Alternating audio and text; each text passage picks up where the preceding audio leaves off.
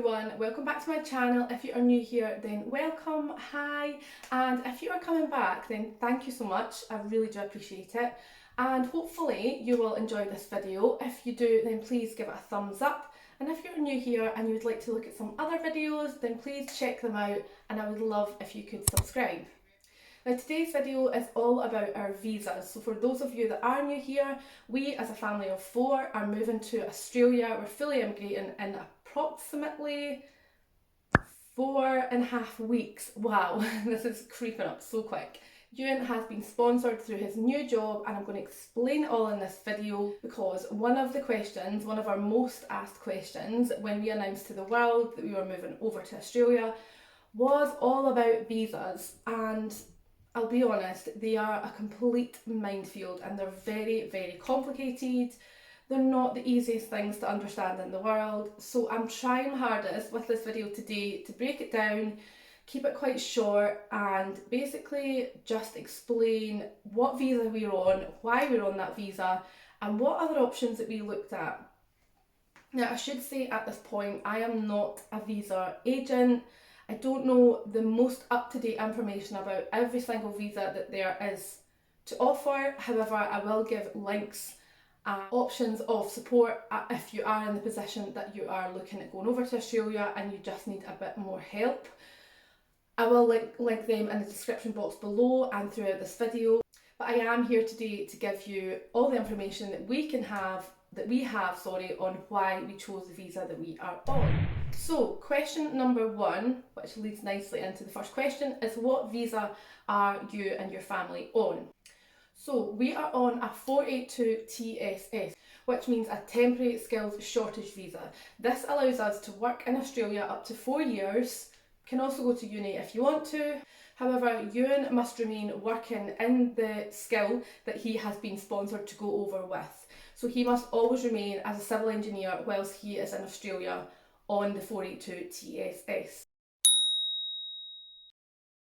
Now, to be eligible for this visa, your occupation must be on the medium to long term strategic skills list, which I'll pop here, but I'll also put a link in the description box below for you to go back and refer to. And you can be offered this visa in 3 separate streams, as they're called. So there's a short stream, medium stream, and a long stream. So we are on the medium stream, which is the 4 years.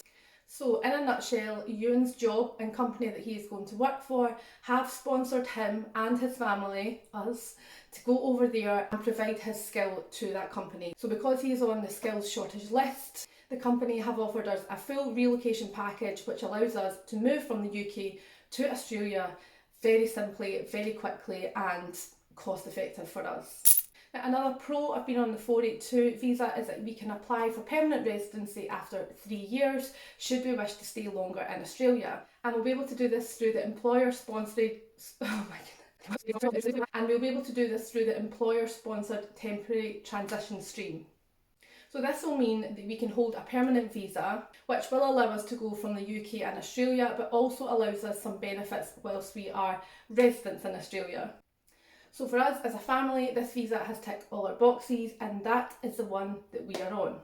Now this leads me nicely on to question number 2, which is how did you know that this visa was for you? So as I've already previously explained, it offered us a more structured, secure package for when we arrive. As a family of 4, you really need stability and security, and obviously with Ewan's job sponsoring him, it meant guaranteed work whilst we are over in Australia. Most employers will offer a 482 visa, however we also did look at the 189, which is a skills independent visa, and this allows you access to other benefits such as childcare subsidy, which we would love to have. However, it does mean putting all the costs out up front, so your visas, this particular visa was over $4,000, and then you have to pay for your flights, shipping costs and accommodation once you arrive. So by going on the 482 visa, which is sponsored, we had all that already paid for us, and yeah, why would you not? It's a great start to new life in Australia. So next question, did Ewan have to do a skills assessment on the sponsored visa? Now, I have to ask Ewan about this, and he's given me all the answers jotted down here because I wasn't fully understanding why Ewan would be separate to anyone else, so bear with me. Because Ewan has been nominated by an accredited sponsor, which is a status granted to larger Australian employers who have a regular need for visa sponsorship. Now, for some useful background information which really helped me, to be an accredited sponsor, you have to be a government agency, a public limited company or private company with an annual turnover of 4 million Australian dollars for the last 3 years. So that kind of lets you understand that it's the bigger firms, so it's not your independent maybe hairdressers or bakeries or any of the smaller businesses. It tends to be the big firms with the high turnover. So in a nutshell, because Ewan's sponsor is accredited, they already are recognised by the government and they have known that Ewan's skills are what they require. He does not then need to carry out a skills assessment. So yes, a skills assessment is required for majority of the 482 visas. However, there are a small selection of groups that do not require this to be carried out. So again, I will put a link here, and this is for the skills shortage list. And you can go and have a look and see if your occupation is on there. What I would say is some of the titles that we are given here are different to those over there, so it's definitely worth having a read through them all and seeing if your job or your occupation is on there and what would be required from you in order to get over to Australia. So next question, was it more complicated to add on the children? In a nutshell, no, absolutely not. All we had to do was give their passport details and their date of birth. That was it. So both me and the kids are classed as subsequents on this visa, so secondary applicants, and this means that we can work and study in Australia wherever we want. However, Ewan has to always stay within the civil engineer bracket. So basically he cannot then go whilst we're over there and train to be a police officer. He's sponsored to work there under his skill, which is civil engineer. So he always has to stay within that role. However, me and the kids, we can go and work and study in whatever sector we wish. I should say, however, although Ewan cannot change his overall job in Australia, he can be promoted through his company. So exciting times ahead. So how long did your visa take to process? This was a very popular question. So because we are on the 482 TSS visa, we do get preferential treatment. He's on the skills shortage list, so processing times are a lot quicker if you're on this visa. However, I am going to put another video up here. If you haven't already watched it, then please go over and have a look. It's all about our timeline from initially, first of all, applying to even go over to Australia to getting our visas approved. So that will give you a detailed timeline of our own journey, and hopefully that will help with just processing times in general. Again, it's very important to say at this time that every case is different. We could be exactly the same as another family and their visa could get approved a lot quicker or a lot longer. This will just give you a general idea. Now, the next question I have actually already answered. How do you know our jobs are on the skills shortage list? Again, I will put the list here. It's linked in the description below. Always have a look, as your job title may be called something different in Australia. However, what I can also include into this question is once you have found out that your job is on the skills shortage list, it's worth going on to LinkedIn. This is exactly what Ewan done, and reach out to the bigger firms and ask if they offer a sponsorship package. And if they do, ask what their relocation package includes, and then ask how you can apply for it. Another good website that I will link here, this is one that Ewan also used as well, is seek.com. It's basically the same as S1 Jobs, but it's very, very popular in Australia, and you can see all the firms that are looking for people and what skills they're looking for as well. Now, I only have 2 more questions left to answer. The next one is about health insurance, basically asking if it is included in our visa. So, health insurance is a requirement of our visa. Now, because we are UK citizens, we can enrol in Australia's Medicare. However, as a family, we are also going to be taking out private health insurance. So you don't need to do this. It's just something that we are choosing to do and feel a lot more relaxed knowing that we have that once we arrive. And then the final question is actually my favourite question, and it's one we got a lot both through this question box and through my own DMs. And it's all about where to start. A lot of people message me and say they do not know where to start with visas. They want to move to Australia and they don't know what the first thing is that they need to do.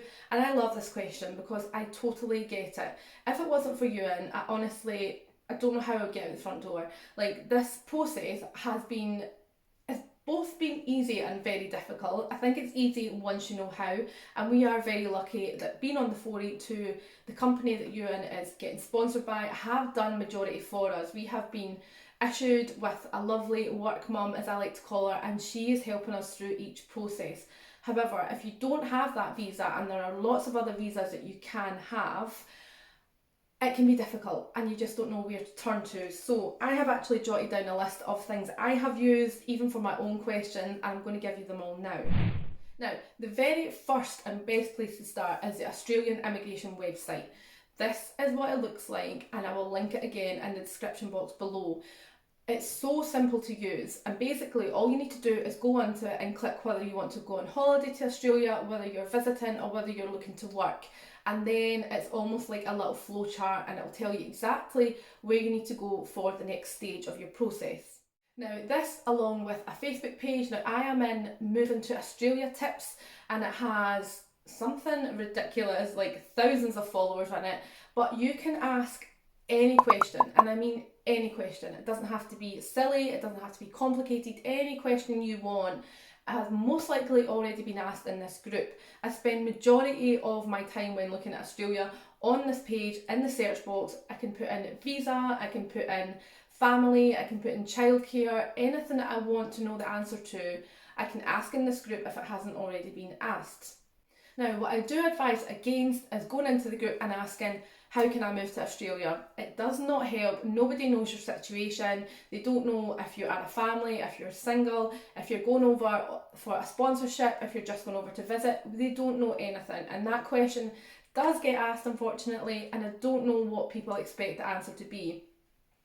However, you can go in and say we are a family of 4, this is what we're looking to do in Australia, my partner has or hasn't got work, what steps should I now go on to? And people will they will flood you with answers. It's a very helpful group, very supportive group also, and one that I will most likely be in forever, because I will always have questions that I need to ask that this group will definitely answer. I think already actually I've asked about 5 or 6 questions on my own, not including you in, and I've always had the best answers. I've always had helpful answers, and also very simple, easy to follow answers, which sometimes when you go on Google you just can't find. Now, another group that will be highly recommended both on the Facebook page and I think on the immigration website as well is the Down Under Centre. Now, initially you can get a free consultation with them and they will help you with all the information you need.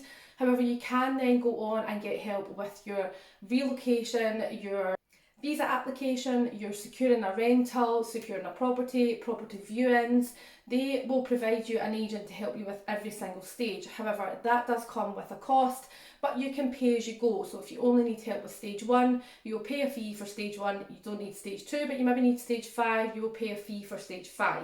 Hopefully that makes sense. But initially you can get a free consultation, and that will answer basically, if you're just starting out and you don't know what to do, they can then answer that and help you with the next stage should you need it. And lastly, you can get an agent, and it's something that I have seen in the group. A lot of people will get an agent if they are completely clueless and really need some help.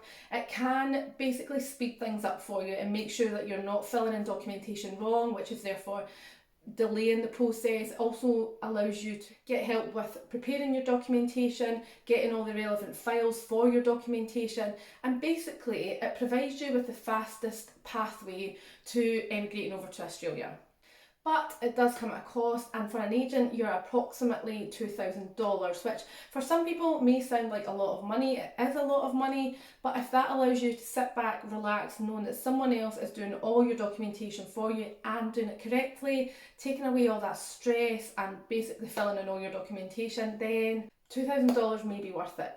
I know for the Down Under Centre, I think, again, looking through the Facebook page and other people giving recommendations on it, each stage is approximately $500. So if you do add that up, then I don't know, $2,000 may just be easier to pay an agent knowing that it's all getting done correctly and is getting done quicker.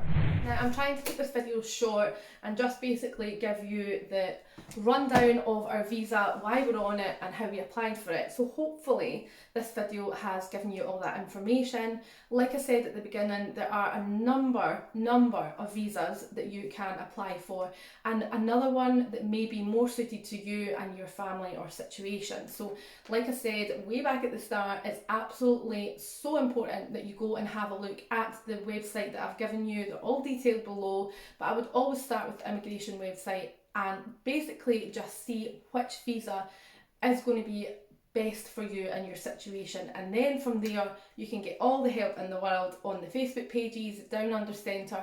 There is so much support out there, so don't feel that you have to do it all on your own.